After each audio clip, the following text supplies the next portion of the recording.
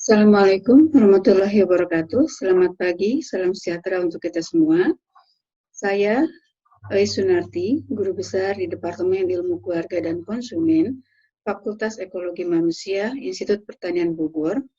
Kali ini akan menyampaikan materi kuliah perkembangan keluarga, mengenali kerentanan sepanjang kehidupan keluarga.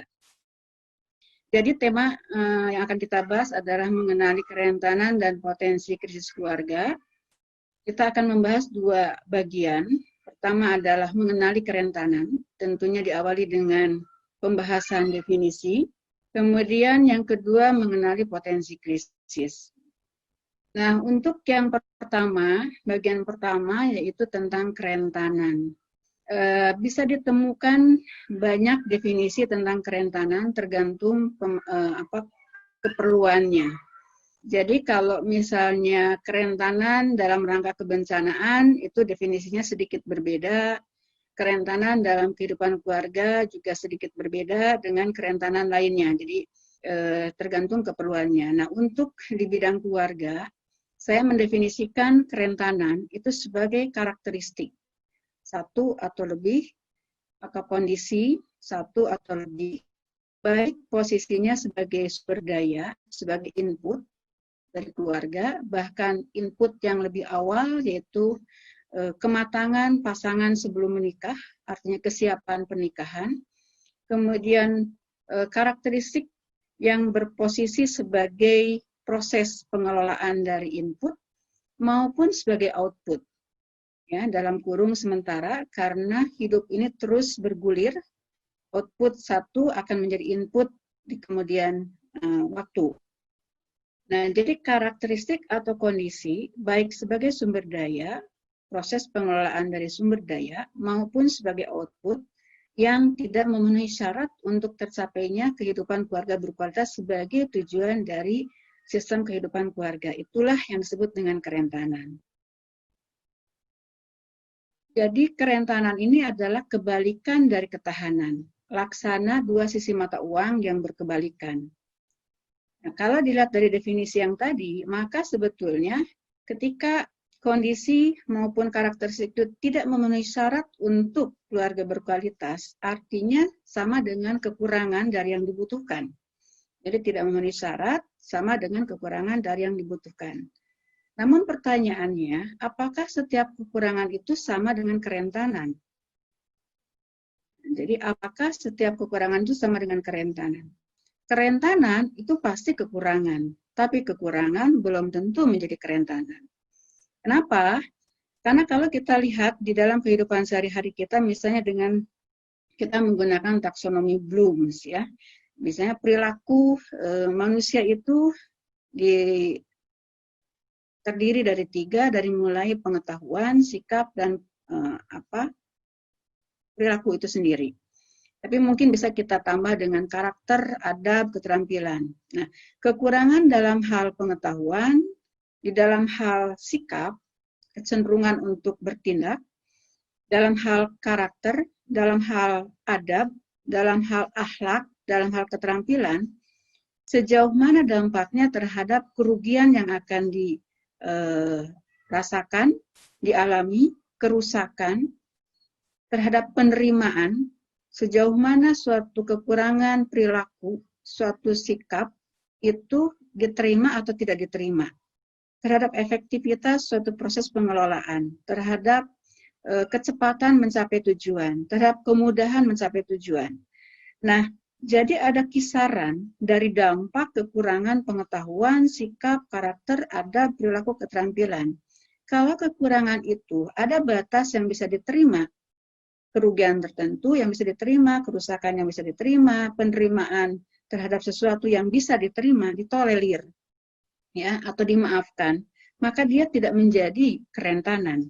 Tapi kalau sampai batas ketidakpantasan, tidak bisa diterima, dan sebagainya yang akan berdampak terhadap kecepatan mencapai tujuan keluarga, kemudahan mencapai tujuan keluarga, itulah yang menjadi kerentanan. Nah, disinilah bedanya antara kekurangan dengan kerentanan. Kita bisa contohkan dalam kehidupan sehari-hari misalnya, pengetahuan di dalam atau keterampilan di dalam mengelola keuangan, contohnya pada saat COVID-19 sekarang. Jadi keterampilan sehari-hari sebelum COVID-19 akan mempengaruhi keterampilan pada saat kondisi keuangan keluarga pada saat COVID-19.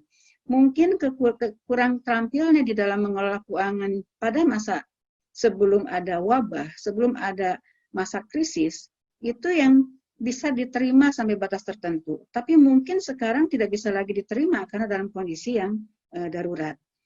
Atau keterampilan lainnya kita bisa temukan misalnya di dalam hal mengelola emosi, gitu ya. Jadi pengelolaan emosi tidak semua orang punya keterampilan 100%, tapi misalnya pengelolaan emosi yang 50% itu sudah tidak bisa diterima karena masih ada selisih 50%. Tapi kalau orang ya sedikit-sedikit atau kurang sedikit misalnya 80% atau 75%, itu masih sesuatu yang bisa ditolerir sehingga tidak menjadi kerentanan. Jadi ada rentang dampak dari kekurangan itu sendiri yang ternyata berbeda-beda antara orang dengan satu dengan yang lain, keluarga satu dengan keluarga yang lain, kemudian tingkat satu sosial keluarga satu dengan yang lainnya. Disinilah sebetulnya makanya kenapa di dalam ilmu keluarga itu tidak mudah untuk menentukan suatu indikator. Ya, jadi harus ditemukan dari hasil penelitian berkali-kali mana yang punya sensitif yang tinggi, punya spesifiti yang tinggi sehingga dipilih jadi indikator. Jadi kalau saya seringkali tiba-tiba diminta indikator itu kadang-kadang tercengung sendiri karena tidak begitu mudah untuk menemukan suatu indikator ya, karena harus ditemukan mana yang bisa berlaku untuk banyak kalangan gitu ya. Nah, jadi sifatnya adalah seni mengelola ini semua. Nah, jadi kemampuan untuk fleksibel, tidak terlalu rigid, tapi juga tidak terlalu fleksibel, ini menjadi suatu seni juga di dalam kehidupan keluarga. Nah, kalau dilihat dari pendekatan perkembangan keluarga, kita tahu ada tahapan perkembangan keluarga, ya, bagi keluarga yang memiliki anak, apakah itu anak biologis gitu ya, ataupun anak hasil adopsi, anak angkat, anak asuh ya. Ada yang mulai menikah, pasangan baru menikah. Kedua itu tahapan keluarga memiliki anak bayi pertama ya, yang pertama. Kemudian keluarga memiliki anak preschool. Keluarga dengan anak pertama usia sekolah, itu yang keempat. Keluarga dengan anak remaja, itu yang kelima. Keluarga mulai melepas,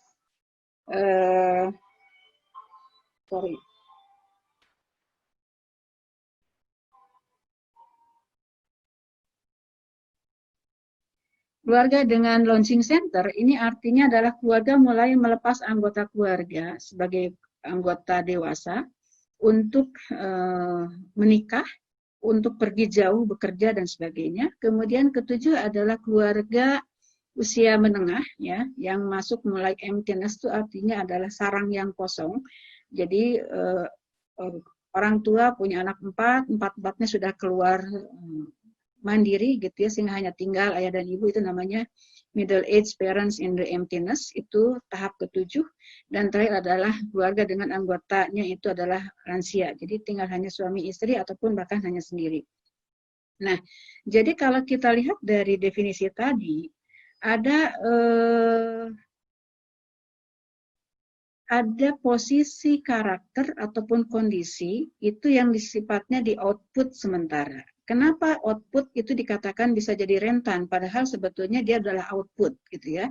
Nah, ini karena ada kaitannya dengan tahap perkembangan keluarga, di mana sifatnya adalah sekuensial. Jadi, keluarga yang punya anak pasti melalui 1 dulu, 2 dulu, 3 dulu, 4 dulu, langsung sampai ke 8.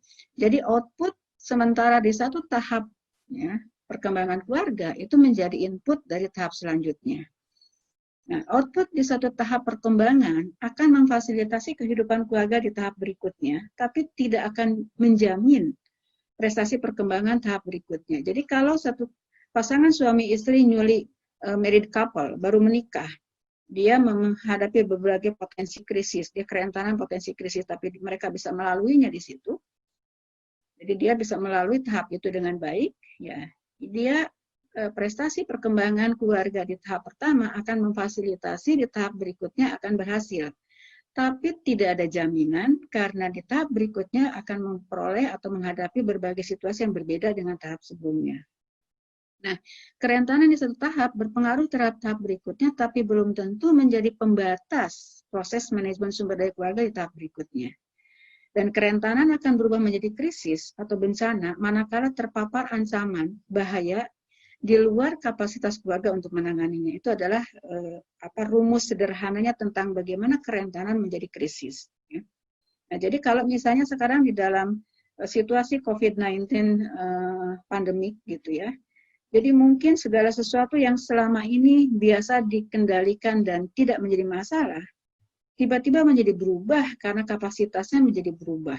Jadi kalau keluarga yang semula berpendapatan X rupiah, sekarang kemudian hanya sepertiganya, maka kemudian ketika ada yang sakit parah gitu ya, ataupun yang kondisi-kondisi lainnya, maka bisa menjadikan kerentanan kekurangan ekonomi yang mungkin selama ini juga pernah mengalami kekurangan ekonomi, tapi tidak akan menjadi krisis. Nah, ketika dalam kondisi seperti sekarang, itu akan menjadi krisis.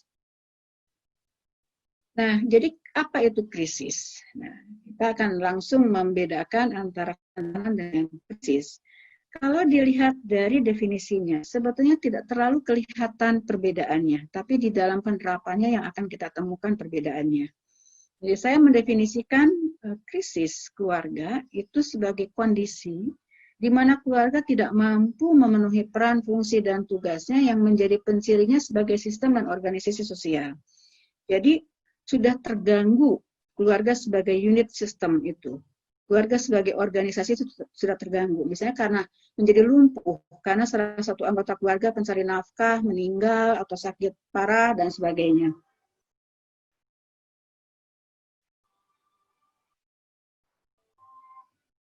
Nah, berikutnya ada lagi yang mendefinisikan secara sederhana, tapi dalam prakteknya sama saja bahwa krisis keluarga itu didefinisikan sebagai situasi apapun yang di luar pola kehidupan keluarga itu memadai ya dengan cara yang biasa, tapi kemudian tidak bisa lagi dilakukan pada kondisi yang berbeda. Nah, keluarga terkadang memiliki masalah yang dapat berkembang menjadi krisis. Kadang-kadang dengan cara yang berbeda keluarga bisa menanganinya, tapi keluarga lain tidak bisa menanganinya. Jadi, kalau digambarkan secara sederhana, sekuensi atau urutan bagaimana kerentanan menuju krisis, sebetulnya bisa digambarkan seperti ini, bahwa perjalanan dari tuntutan kebutuhan, bagaimana agar keluarga itu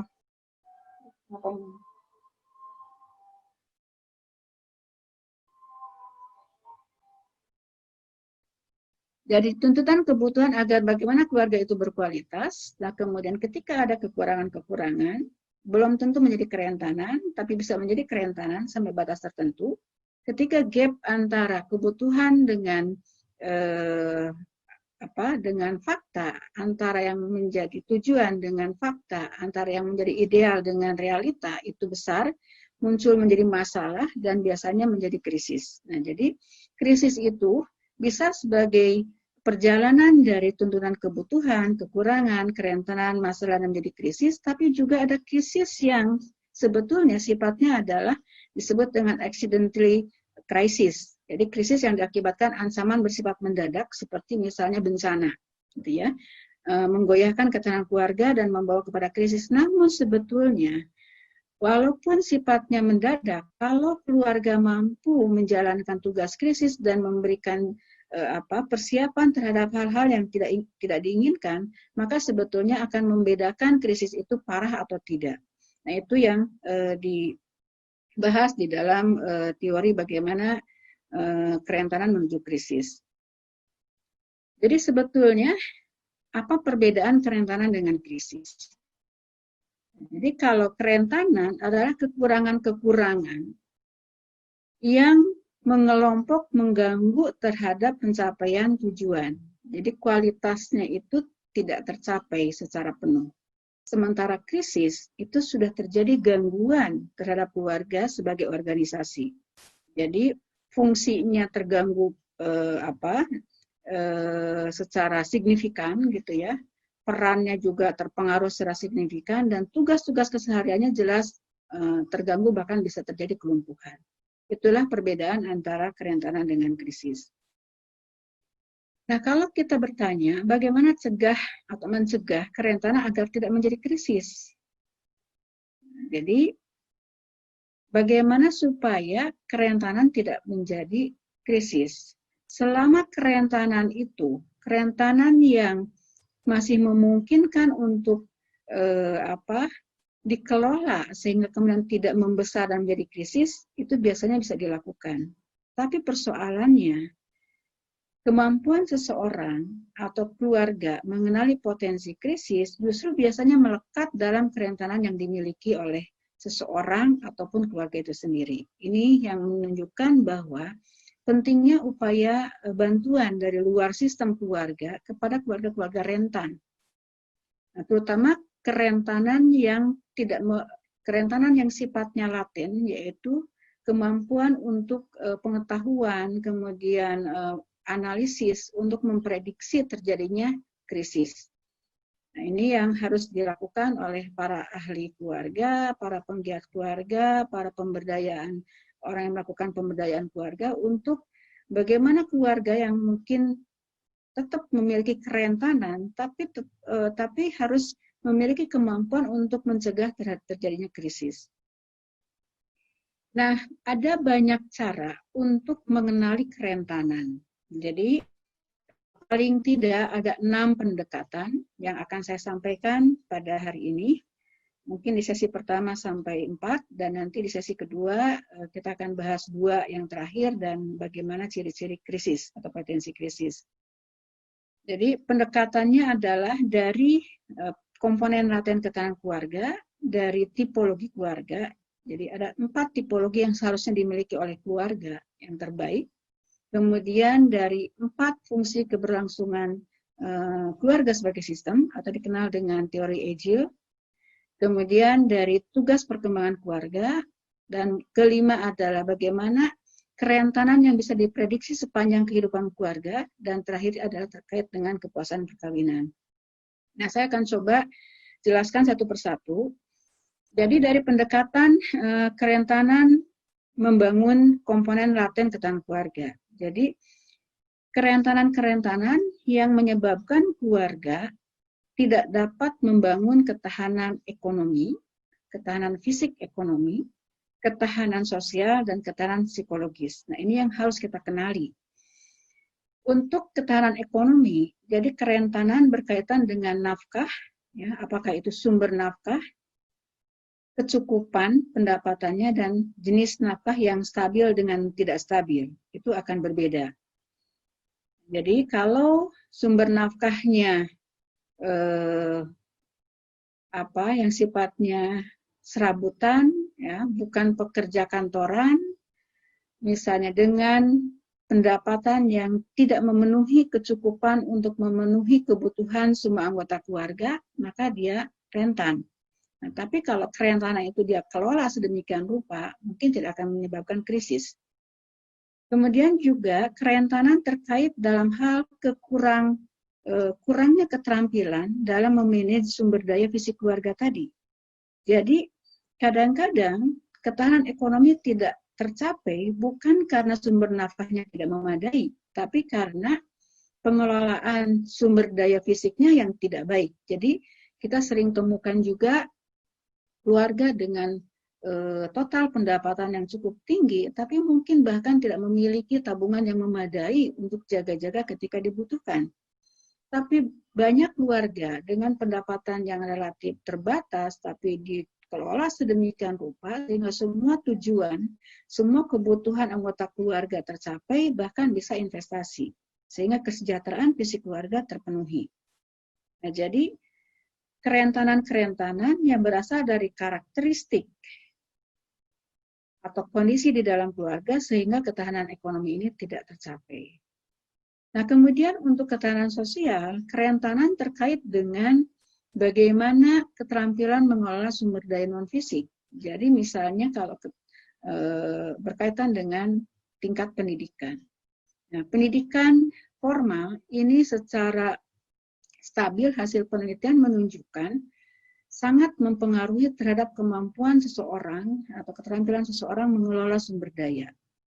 Apalagi kalau misalnya demikian juga dengan tujuan dan nilai. Jadi kalau misalnya ada keluarga dengan pasangan yang pendidikannya tidak tinggi, gitu ya, mungkin lulusan dari SLTA ke bawah, kemudian tidak memiliki tujuan secara jelas yang disepakati, ya, bersama-sama, dan nilai bagaimana nilai keluarga yang dibangun itu juga tidak kuat, maka akan terbayang bagaimana proses pengelolaan sumber daya dilakukan di keluarga sehingga kesejahteraan sosial pun tidak akan terbangun secara optimal. Nah, jadi kerentanan-kerentanan muncul dari kekurang pengetahuan, kurang pendidikan, kurangnya kesadaran untuk ataupun menetapkan tujuan dari keluarga, nilai-nilai dasar yang harus dianut di dalam keluarga, dan bagaimana mengelola itu semua sehingga kemudian tercapai kesejahteraan sosial. Paling tidak adalah bagaimana keluarga sampai akhirnya berkontribusi di masyarakat, memberikan manfaat kepada masyarakat, membangun masyarakat madani, kemudian yakin bahwa ada banyak orang, ada sedikit atau banyak orang yang akan membantu ketika dibutuhkan. Nah, kemudian kerentanan lain dari pendekatan komponen laten ketahanan keluarga adalah dalam hal membangun ketahanan psikologis. Jadi ini berkaitan dengan kematangan pasangan, biasanya juga dipengaruhi oleh kesiapan sebelum menikah, tapi sebetulnya bisa berubah ketika mereka mau, ketika mereka kemudian bisa meningkatkan kematangannya setelah menikah, gitu ya. Tapi yang jelas ini sangat mempengaruhi bagaimana kemampuan memanage sumber daya manusia, mengelola emosi, interaksi yang optimal, berkomunikasi yang baik, sehingga kemudian tercapai kesejahteraan psikologis yang baik. Jadi memiliki konsep diri yang baik, self-esteem yang baik. Nah, jadi kerentanan-kerentanan yang menyebabkan ketahanan psikologis ini tidak tercapai, itu yang harus dikenali dan dicegah. Ya. Kalau misalnya memiliki kekurangan, harus segera diperbaiki. Nah, kemudian pendekatan yang kedua adalah kerentanan untuk memperoleh tipologi yang terbaik keluarga. Jadi kalau menggunakan teorinya McCubin, ada 4 dimensi tipologi keluarga. Jadi dari dimensi regeneratif, ini adalah kemampuan keluarga untuk tumbuh dan berkembang dan memberikan manfaat. Kemudian dimensi resilient, kemampuan untuk daya lenting, untuk bangkit ketika menghadapi krisis, terpuruk, kenerangsaan.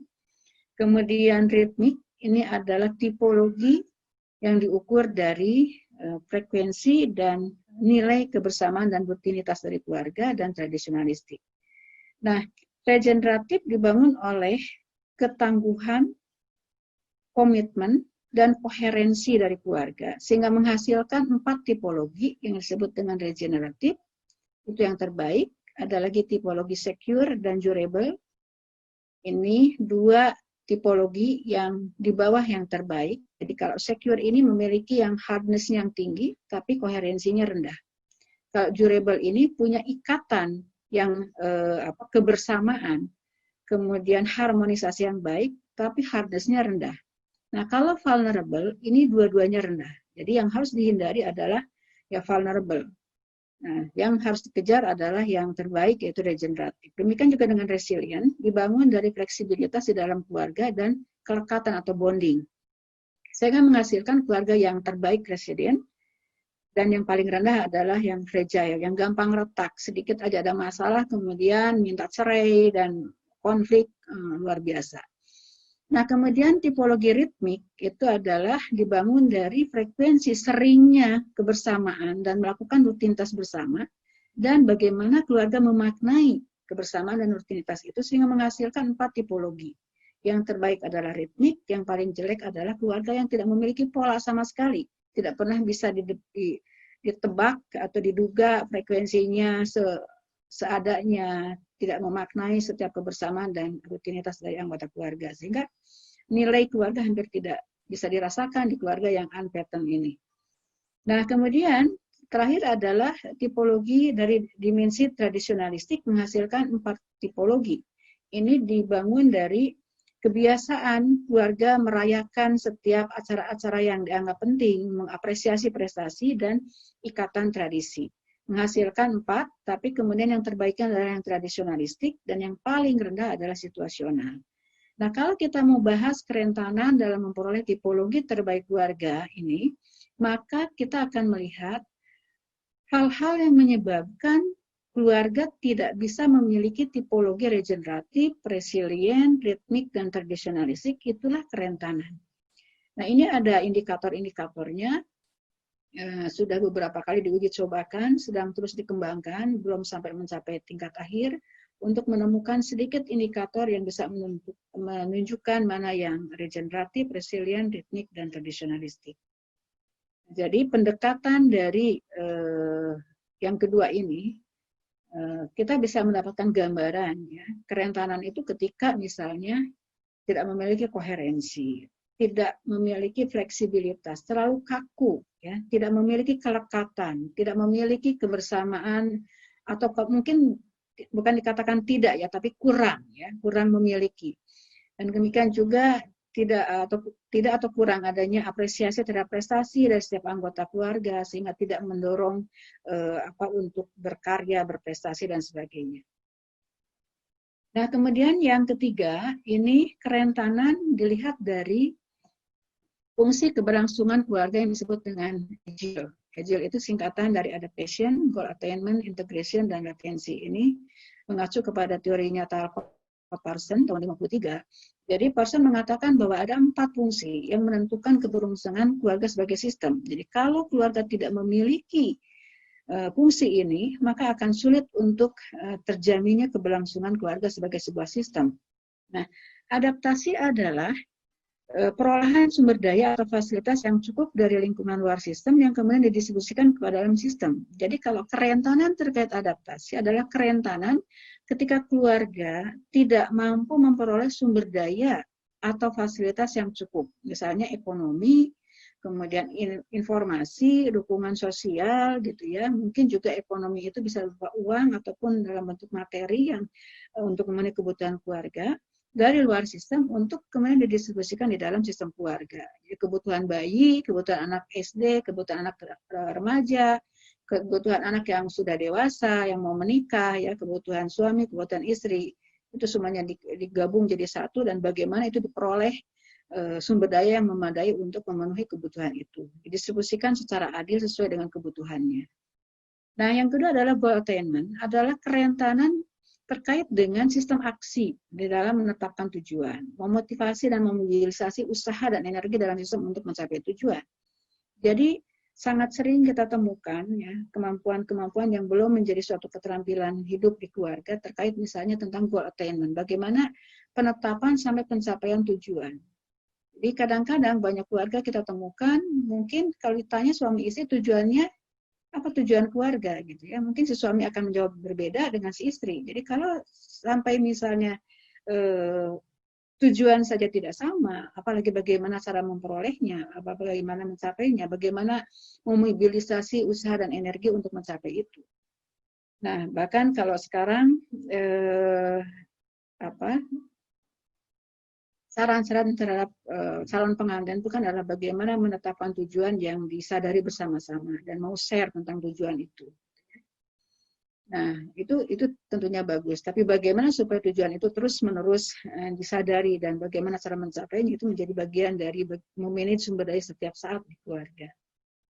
Kemudian yang ketiga adalah integrasi. Kerentanan terkait integrasi, yaitu kerentanan terkait dengan pemeliharaan ikatan dan solidaritas dan melibatkan elemen tersebut dalam mengontrol, memelihara subsistem dan mencegah gangguan utama dalam sistem. Jadi kesadaran tentang sistem. Ya, jadi keluarga ini sistem, ada ayah, ibu, ada struktur gitu ya, suami, kepala keluarga, istri, pencari nafkah, fungsi ekspresif, ada anak dengan usia berbeda. Kemudian sistem ini bersama-sama seperti kapal yang kemudian melakukan suatu perjalanan untuk mencapai tujuan. Nah, jadi bagaimana memelihara ikatan karena satu kesatuan, solidaritas karena sedang berjuang untuk mencapai tujuan. Tujuan keluarga sebagai satu kesatuan, sebagai sistem, tujuan si ayah, tujuan si ibu, tujuan setiap anak masing-masing juga berbeda-beda. Itu digabung dan kemudian dipelihara ikatan solidaritasnya, bagaimana mengontrol, memelihara subsistem dan mencegah gangguan utama dalam sistem itu. Nah, kemudian yang terakhir adalah latensi. Kerentanan terkait latensi, ya, ini kerentanan terkait proses di mana energi dorongan untuk keluarga itu maju, disimpan dan didistribusikan di dalam sistem, dan ini melibatkan dua masalah saling berikatan, yaitu pola pemeliharaan dan mengelola masalah dan ketegangan. Jadi, bagaimana pemeliharaan di dalam keluarga supaya harmonis, supaya ikatan baik, tujuan tercapai, ya, ini juga harus disadari, diketahui, kemudian dijalankan bersama-sama. Inilah 4 hal yang menentukan keberlangsungan keluarga sebagai sistem. Kalau keluarga tidak mampu menjalankan ini, maka keberlangsungan yang terbaik bagi keluarga itu akan terganggu. Nah, berikutnya yang keempat adalah kerentanan di dalam memenuhi tugas perkembangan keluarga. Ya. Ada 8 tugas perkembangan keluarga sepanjang kehidupan keluarga. Pertama, tentang pemeliharaan fisik. Jadi, menyediakan rumah, makanan, ya. Jadi rumah dengan kisaran yang berbeda-beda, dengan kualitas yang berbeda-beda, ya, makanan, baju, layanan kesehatan, pendidikan.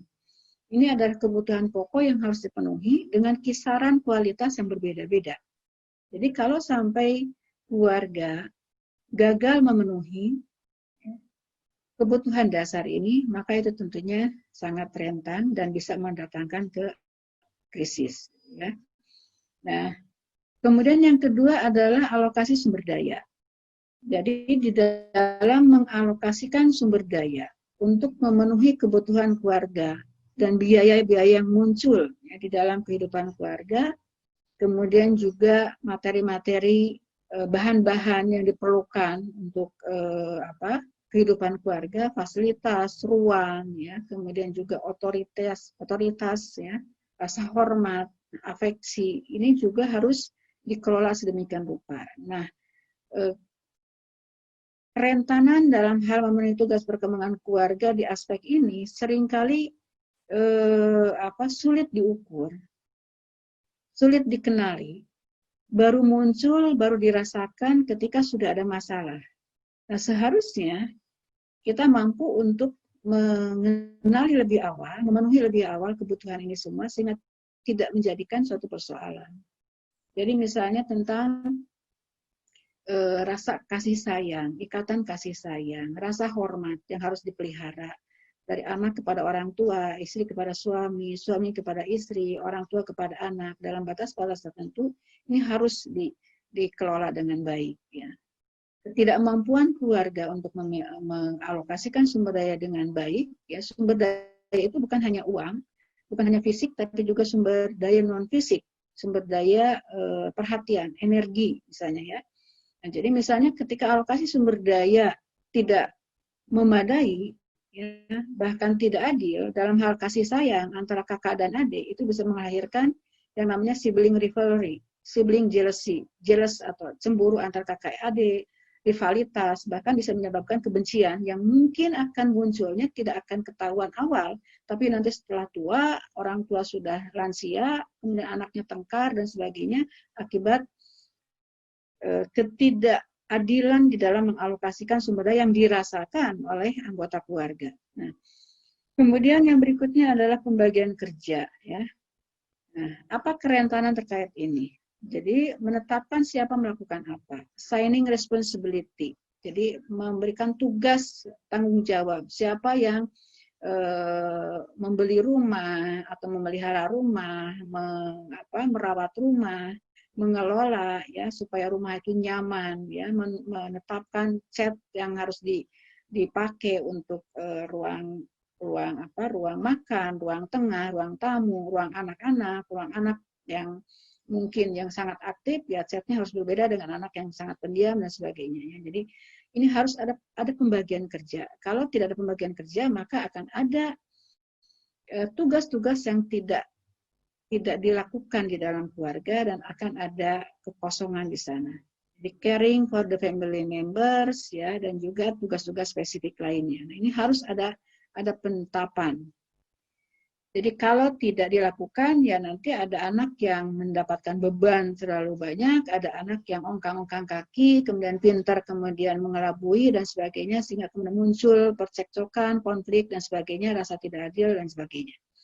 Walaupun di dalam keluarga, biasanya selalu ada anggota keluarga yang punya sifat egois, dan kemudian ada yang punya sifat altruistik, dia berkorban untuk orang banyak, gitu ya. Tapi sebagai kepala keluarga, sebagai ibu harus mengenali itu, sehingga kemudian alokasi peran, alokasi dan responsibility dari peran itu harus ditegakkan.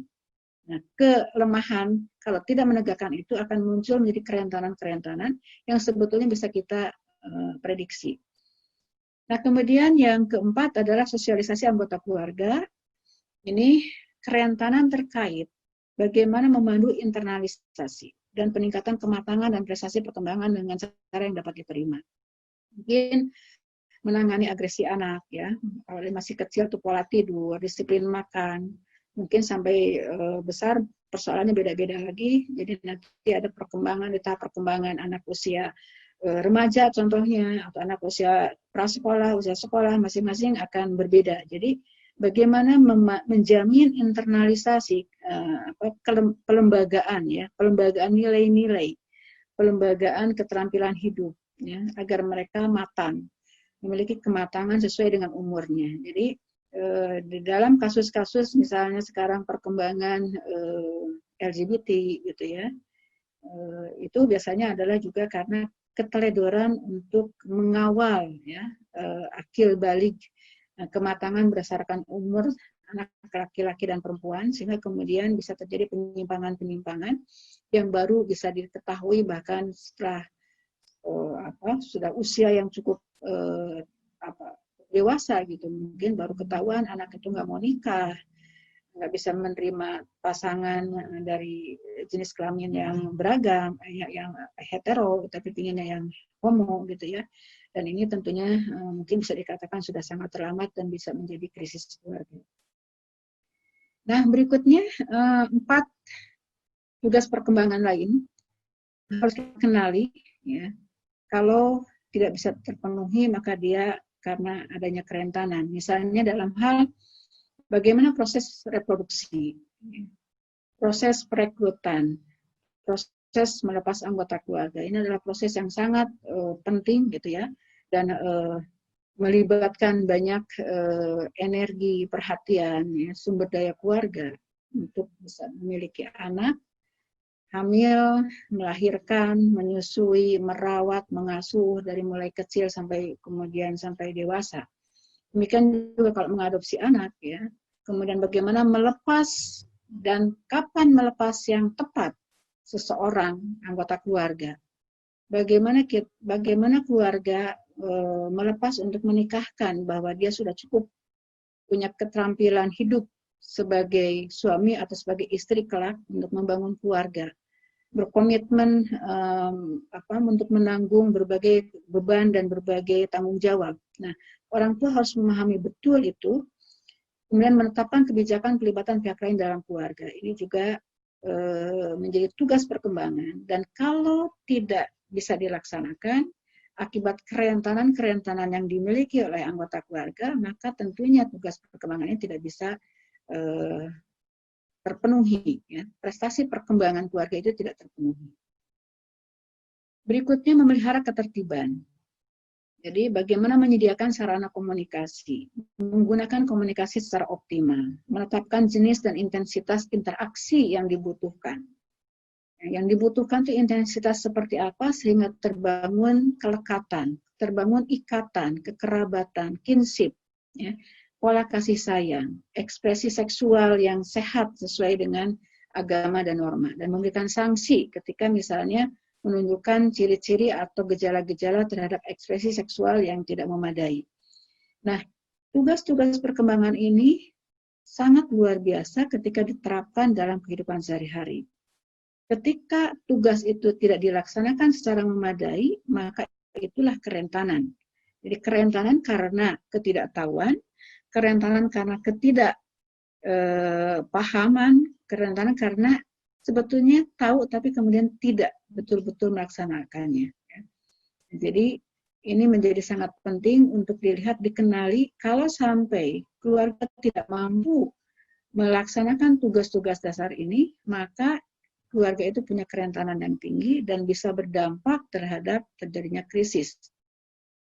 Yang ketujuh yaitu kerentanan terkait dengan penempatan anggota dalam masyarakat luas. Bagaimana mendorong anggota keluarga berpartisipasi di dalam komunitas, di dalam organisasi agama, di masjid, atau mungkin bagi yang non-muslim di gereja dan sebagainya, di sekolah, kehidupan organisasi, sistem politik dan ekonomi, dan melindungi anggota keluarga dari pengaruh luar yang tidak diinginkan.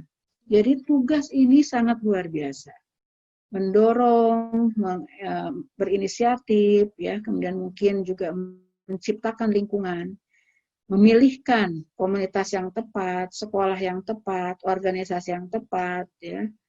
Ini menjadi tugas dari keluarga, anggota keluarga. Jadi kalau keluarga tidak mampu menempatkan anggotanya di dalam masyarakat luas, bahkan menjadi antisosial, maka dampaknya adalah ketahanan sosial keluarga tidak tercapai, bahkan nanti akan ada kaitannya dengan bagaimana dia akan terisolir, kemudian tidak memperoleh dukungan sosial, dan biasanya warga masyarakat atau keluarga-keluarga yang seperti itu biasanya sering terkena kriminalitas.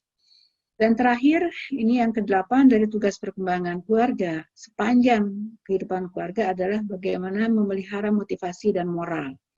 Jadi, kerentanan terkait ini adalah kerentanan ketika tidak ada pemberian reward atas prestasi. Ya, prestasi itu tidak harus selalu yang besar, termasuk hal-hal yang kecil, diapresiasi, sehingga kemudian terbangun suatu perayaan-perayaan sederhana hanya dengan doa, hanya dengan makan bersama dan sebagainya di dalam keluarga, sehingga makna keluarga itu dirasakan oleh anggotanya, ya.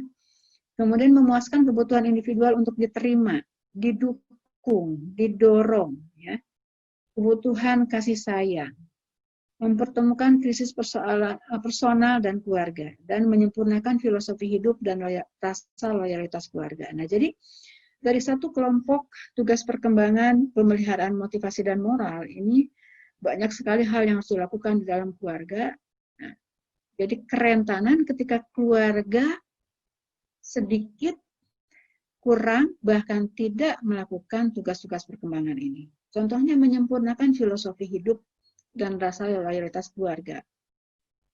Jadi, dengan cara apa keluarga itu membuat satu program di dalam keluarga untuk mentransfer tentang filosofi hidup. Nah, apakah orang tua punya bahan untuk berbicara tentang filosofi hidup? Apa makna hidup, tujuan hidup, dari sekian banyak cara hidup, mana yang dipilih dan sebagainya, gitu ya. Jadi kita bisa melakukan survei, ya, berapa persen sih keluarga yang melakukan tugas-tugas seperti ini.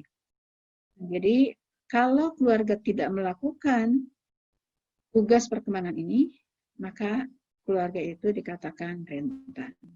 Dan akibat dari kerentanan yang awal tidak melakukan ini, dilahirkan kerentanan yang lain.